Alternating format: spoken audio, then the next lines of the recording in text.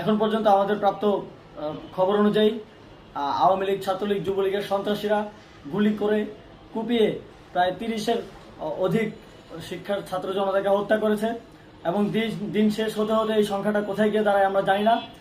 এরই প্রেক্ষিতে আমরা একটি সিদ্ধান্ত নিয়েছি, আমাদের একটি জরুরি সিদ্ধান্ত মোতাবেক আমাদের যে 6 তারিখের যেই লং মার্চ টু ঢাকা কর্মসূচি ছিল সেটাকে আমরা একদিন এগিয়ে নিয়ে এসেছি, অর্থাৎ আগামীকাল 5ই অগস্ট সারা দেশের মুক্তিকামী জনতাকে ঢাকার উদ্দেশ্যে রওনা হওয়ার জন্য আমরা আহ্বান জানাচ্ছি।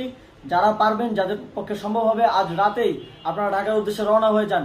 আমরা আগামীকাল সারা দেশের মুক্তিকামী জনতাকে ঢাকায় আসার আহ্বান জানাচ্ছি। বিশেষ করে ঢাকার আশেপাশে যে জেলাগুলো আছে আপনারা দায়িত্ব নিয়ে মসজিদের মাইকে ঘোষণা দিয়ে যাদেরকে পাবেন সবাইকে নিয়ে ঢাকার উদ্দেশ্যে রওনা হন।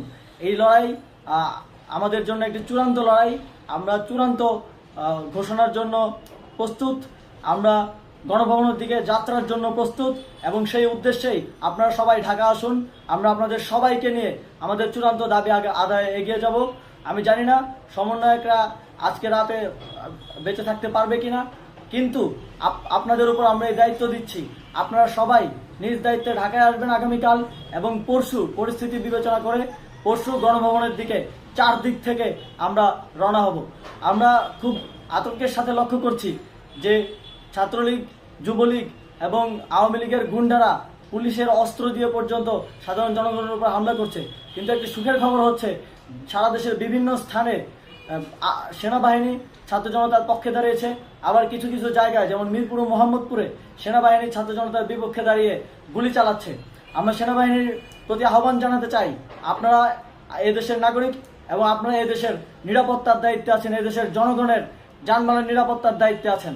আপনারা দেশের পক্ষে এবং দেশের জনগণের জন্য কাজ করবেন, কোনো খুনি সরকারের জন্য, কোনো খুনি রাজনৈতিক দলের জন্য কাজ করবেন না। এটি এদেশের জনগণ আপনাদের থেকে প্রত্যাশা করে। আমাদের এই আন্দোলনে সম্পূর্ণ সমর্থন দিয়ে হয় নিরপেক্ষ থাকুন, অথবা এই খুনি বাহিনীকে, সরকারের খুনি বাহিনীকে প্রতিহত করুন, তাদেরকে যথাযথ শাস্তির আওতায় নিয়ে আসুন। যেই কারফিউ সরকারের পক্ষ থেকে ঘোষণা করা হয়েছে, আমরা স্পষ্টভাবে বলতে চাই সেনাবাহিনী এই ধরনের কোনো কারফিউ বাস্তবায়নের জন্য মাঠে না নামে। যদি মাঠে নামে তাহলে সেনাবাহিনী স্পষ্টভাবে অফিসিয়ালি জনতার বিরুদ্ধে দাঁড়াবে। আমরা চাই না সরকারের এই ষড়যন্ত্রে সেনাবাহিনী পা দিক। সেনাবাহিনীকে জনতার বিরুদ্ধে দাঁড়ানোর যে ষড়যন্ত্র সরকার রচনা করছে সেটিতে সেনাবাহিনী পা দিবে না, এই বিশ্বাস আমরা রাখতে চাই। আওয়ামী লীগ আজ সারা দেশে তাদের খুনি বাহিনীকে নামিয়ে দিয়েও ছাত্র জনতার প্রতিরোধের মুখে টিকতে পারেনি। রাজপথের পরাজিত শক্তি হিসেবে তারা